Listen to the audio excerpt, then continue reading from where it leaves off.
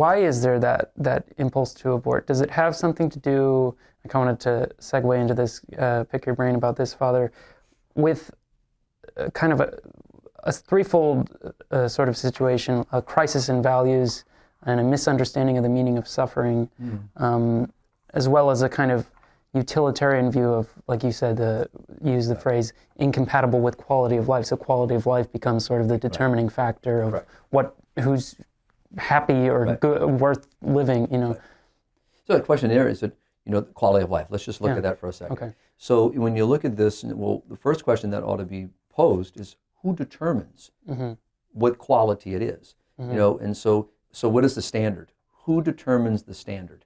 So the moment that we begin to pose such a question, and I say to you, Tad, okay, well, you set the standard, you determine. So, but tomorrow it might be someone else that sets the standard. Right. So eventually, you know, the idea is that there's not a standard. Okay. Right. First of all, every human life is of equal value, of incomparable worth, without exception. That's the first thing. The only way to argue against this is to express the value of every human life. From the moment that life comes into existence, the moment of fertilization, the moment of conception, there is life. And that life is of value, equal value to me, and me to that developing child. And so that is where we should start the conversation. But when you have a quality of life determination, it's very utilitarian. Because, for example, you know, you can have a certain segment of our population who may, let's say, of a certain age.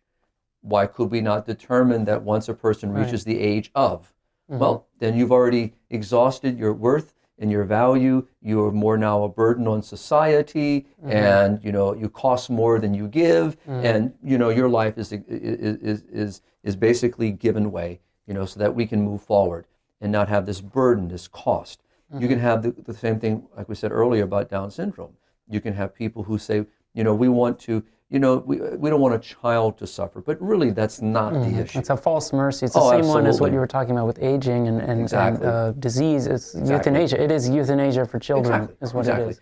John Paul talked about that. He says, you know, in Evangelium Vitae, speaking specifically about euthanasia, you know, instead of me entering in to be of assistance to a person who is suffering, who may be terminally ill, who may be dealing with a very painful journey of human existence. That is my call to be the Good Samaritan. But what we do with euthanasia is we just get rid of the problem. And so basically I remove myself from the conversation. In other words, it's no longer me in the conversation. Yeah, it's like what Stalin said, no man, no problem, right? Exactly. So here we are, we're back with that quality. So and I think what's important is, but we can go deeper than that. You know, for example, you can get into the quality, who gets health care? Who doesn't get health care? You know, who do we treat? Who don't we treat? So you start going down this road of really judging from a utilitarian point of view, from a very usefulness point of view. It's always dangerous, and it always devalues human life. Whereas if we start with the very premise that every life is of value, every life. And so as we do in the pro-life movement very clearly, we articulate very clearly that every life is of importance. We must defend every life, whether that be in the conversation about abortion, whether it be in the conversation about the elderly, the handicapped, or the poor. So we need to really recognize that this conversation is an inclusive conversation. So it's not just as we're talking about prenatal testing, but you know the same position that we have with regard to the unborn child that's developing in the womb.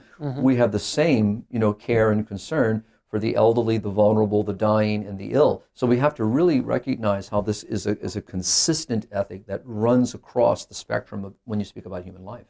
So it's good that's why I appreciate the New York Times for that sake. I mean, obviously it's a paper people read, they're familiar with it, they think it's of this important paper. So by talking about this, it makes conversations occur. So that's what I'm grateful for. Brings the issue to the fore.